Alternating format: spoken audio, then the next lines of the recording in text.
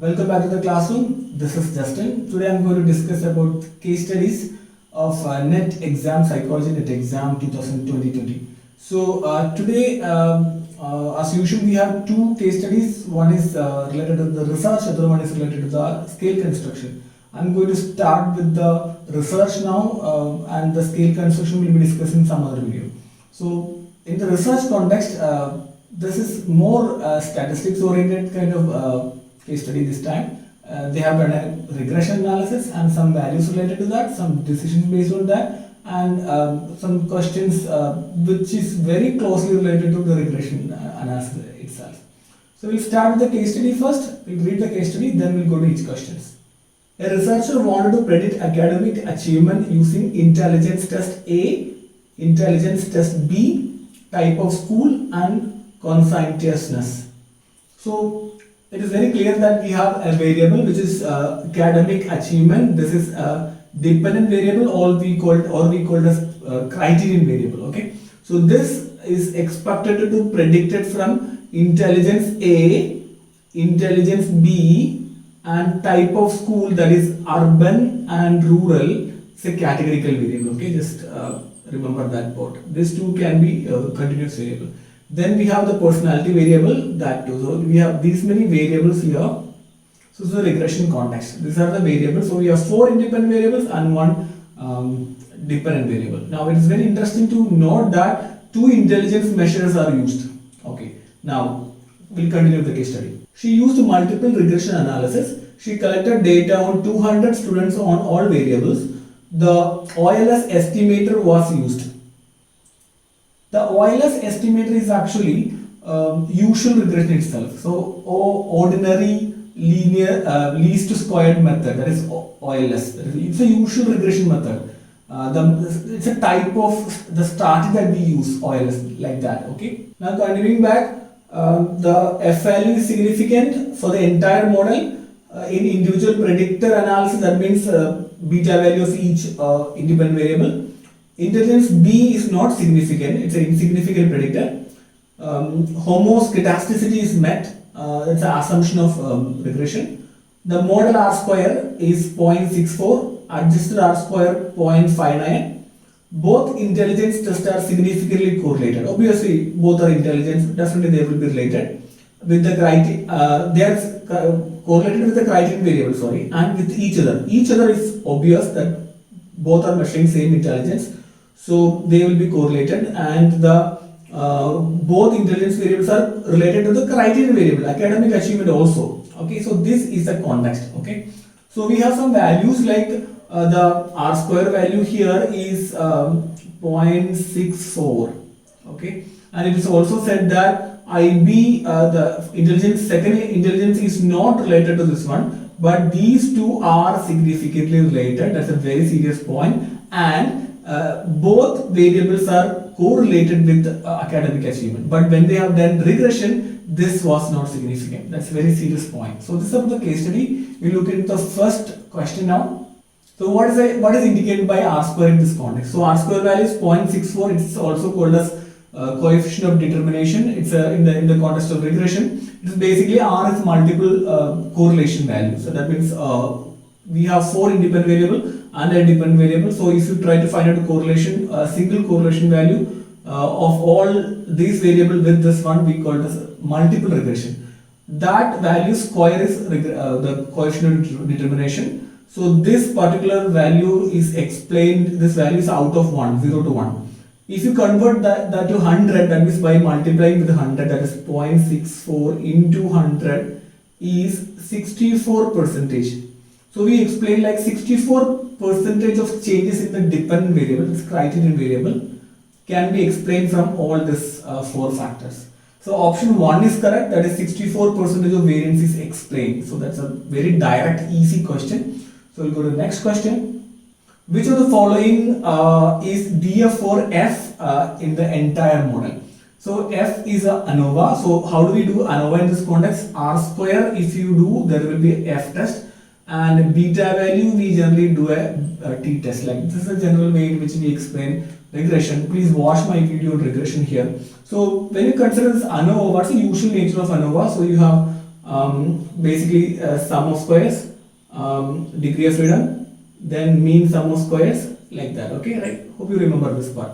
You have between variance, we have within variance, and you have total variance. And what are the equations in the DEF? You have C minus 1, you have total is n minus 1, and within is n minus c. This is a usual trend in the usual equation for DF. And in this context, if you look at the values, C here is usually it's a columns, number of groups. Now it's a correlation context where C will be replaced by number of variables. You have 1, 2, 3, 4, 5 variables. So 5 minus 1 is 4. Okay, so it's a 4 here. This is 200 minus 1, 199. And you have another value. What's C? N is 200 minus C is 195. Now, actually when you do the ANOVA F value, you just need this value and this value. This won't be taken. But in the question it was asked like in the model which are the degree of freedom. So the values like 4 and 195 and 4 and 199 both are correct. So that is why two options are marked as correct in this context. Okay. So we'll go to the next question. So which of the following reasons is the reason for insignificance of intelligence B? Now why this question comes? Having an insignificant variable is not a very serious part, right? So why this question is asked? Primarily because intelligence 1 and intelligence 2, these two variables are correlated with the significantly correlated with the academic achievement. That is already mentioned. But these in the regression it is not significant. And they have already mentioned that these two variables are also significantly related. What is that indicates? Collinearity, multiple collinearity. That's one of the assumptions that is that might have violated in this context. That is, independent variables shouldn't be highly correlated. If these variables are almost same, like 0.999 kind of correlation, we consider that as a singularity. That means both variables are measuring same thing. Here these two variables are highly correlated. That means it's a collinearity. If you theoretically logically think about it, suppose intelligence has a prediction, a contribution to the academic achievement, and you have two intelligence score. Obviously any one of that will be taken into equation, other one will be rejected because already this intelligence score has taken its place in academic achievement, and you are trying to bring another intelligence score also. That won't have a place because that place is occupied by the other one. So that's a logical understanding of it. So the reason here is multi-collinearity. That's why we have this problem. So look into the options. Heteroscedasticity. We'll explain what is heteroscedasticity in the next question. Poor predictive power. No, because the IB is significantly correlated. That means there will be some kind of predictive power. And sample size. We don't have an indicator of sample size here. More than that, there's a kind of understanding, like not a very super rule for here. So 1:40. So you have one independent variable, you have to take at least 40 sample here. So you have 4 independent variables, 4 into 40, you have 160 sample. More than that, we have 200. That's a good number actually. So actually to predict sample, you need a power analysis and you need to check that one. But this is also another easy way to work on that one. So this says that the answer is multi-collinearity. So we look into the next question now. So the question is, which of the following is correct about residual variance in the passage? So in the case study, what is residual variance? So suppose you have a regression analysis, you have some data. Generally, we never get a like a straight line kind of scatter plot. So you have a scatter plot here. You are trying to make a line where errors are much lower. So in this context, look at this particular value. This is the original observation. Okay. So for this x value, this is the original y value. So that we connect it and like if you draw a line here and to the y-axis, you will get this value. But when you use this equation, this line, what happens is you will try to go to this equation and from here you will draw a line here. So this is the original prediction, but when you use the regression line, I get another prediction. Now this gap, this is called as residual. So you will find this gap everywhere. This gap between the line and the dot, the original observation is error. This is called as residual. So ideally these residuals will be random because there shouldn't be any reason for this residuals. If there's a reason for this residuals, then we consider as a heteroscedasticity. For example, look at this graph. This is the line, and dots are like the errors are like or closer here. But as the independent variable increases, the errors are also increases. Like look at this one. These are the dots. This means heteroscedasticity. This is not random. There's a specific pattern in that one. So here it has to be random in nature. So that is called as heteroscedasticity. So there is a statement that a suitable test indicated homoscedasticity. So this is homoscedasticity. This is heteroscedasticity. So that's an assumption of regression. So here we are saying that homoscedasticity is met. So in this context, the residuals, the errors are randomly distributed, and it is not a test actually, it's a graphical method. We use studentized scores and we plot the data to get this, to know whether the homoscedasticity is met or not. Okay, so the option is it is randomly distributed. It's a very direct kind of question. Okay, now the next question is, what kind of variable is type of school in this situation? So this is type of school, urban and rural. Urban and rural are actually categorical variables. So you have urban and rural, it's a nominal data, very clear cut. So this is generally called a dummy variables. I'll say a little more other possibility to understand what is a dummy variable. For example, you are actually considering this as one variable as 0 and one variable as 1. So it's actually it's urban, it's rural and not rural, like that. That's how you perceive this variable, rural and not rural. See that? So it is a dummy variable. For example, to understand, we'll take another context, like you have urban, you have rural, and you have semi-urban. So how do you consider this? For example, you keep it like 0, 1, 2. For statistical or for an equation, it is a continuum. It is increasing like this.